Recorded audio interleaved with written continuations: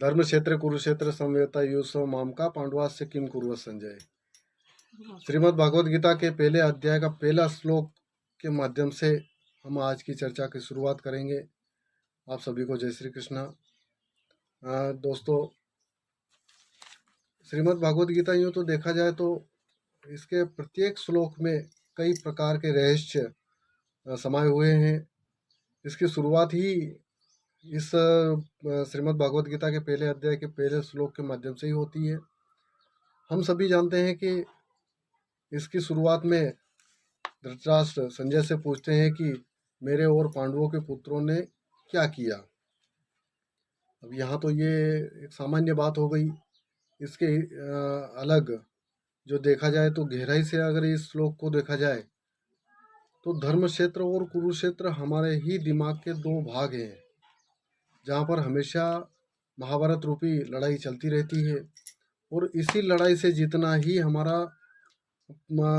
जीवन का लक्ष्य है। इसी महाभारत को जीतना हमारे जीवन का परम लक्ष्य है।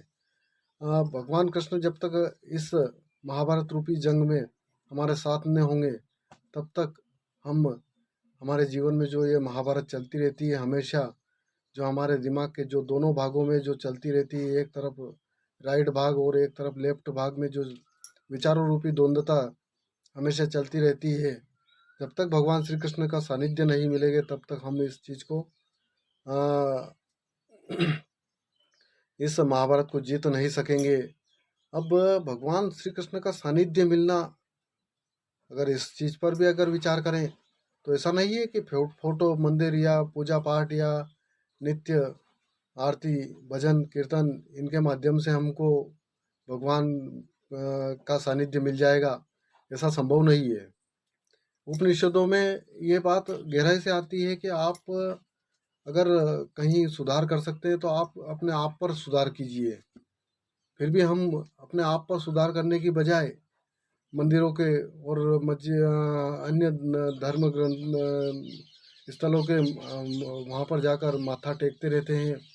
इनके माध्यम से हमारी जो पॉजिटिव एनर्जी है वह तो उस दौरान बढ़ जाती है जब हम वहाँ पर जाते हैं, लेकिन वहाँ से आने के बाद वापस हम नेगेटिव बन जाते हैं।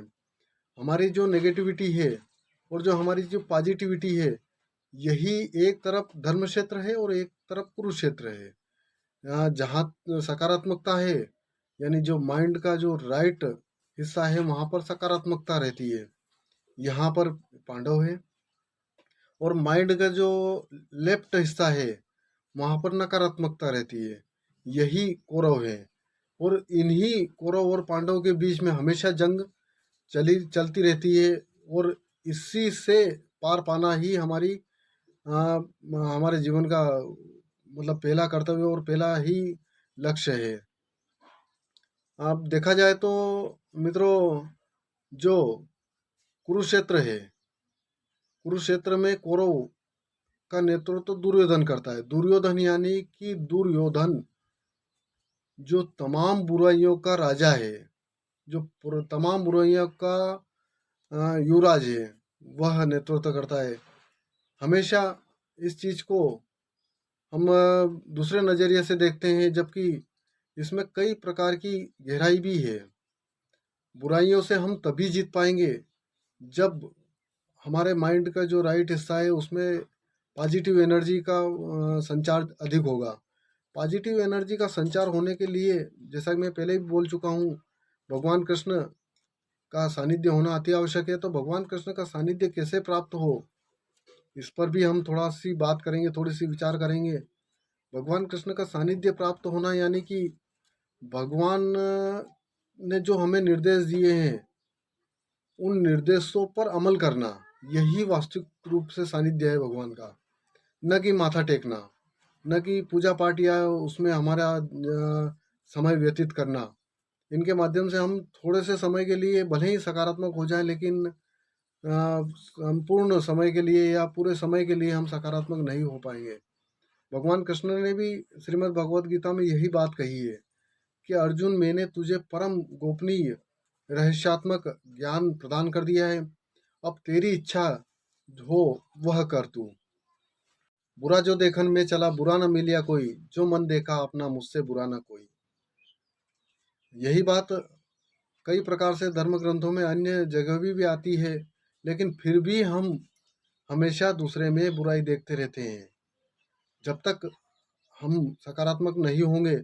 और इसकी शुरुआत हमेशा लोग कहते हैं, कई मैंने भी कई मर्तबा कई से सुनी है कि सुधर जाओ सुधर जाओ। सुधर कहाँ से जाओ, कैसे सुधरो, इस पर कोई बात नहीं करता है। सकारात्मक बन जाओ, यह तो सब बोलते हैं, लेकिन सकारात्मक बने कैसे, इस पर कोई बात नहीं करता है। सकारात्मक बनने के लिए हमें हमारे शरीर और मन पर ही काम करना होगा। हमारा शरीर और मन जो बुद्धि है, इसी के माध्यम से हम सकारात्मक बन पाएंगे। और यह सब कुछ होगा निरंतर अभ्यास के माध्यम से। भगवान श्री कृष्ण ने अर्जुन को कहा था गीता में कि अभ्यासेन तू वैराग्येन कौन्ते। अभ्यास यानी अच्छी चीज़ों का निरंतर अभ्यास करते रहो, वहीं जो बुरी चीज़ें हैं उनसे धीरे धीरे किनारा करते रहो। एक समय ऐसा आएगा कि वहाँ पर आपका अभ्यास सफल होता दिखाई देगा। फिर कबीरदास जी की यह वाणी भी सफल होती दिखाई देगी, गुरु गोविंद दोई खड़े काके लागू पाँव, बलिहारी गुरु आपकी गोविंद दियो बताए। उस समय आप अपने आप के जो गोविंद हैं, जो अपने आप की जो सकारात्मकता रूपी जो आत्मा है, परमात्मा है, उससे मिल जाओगे। जय श्री कृष्ण।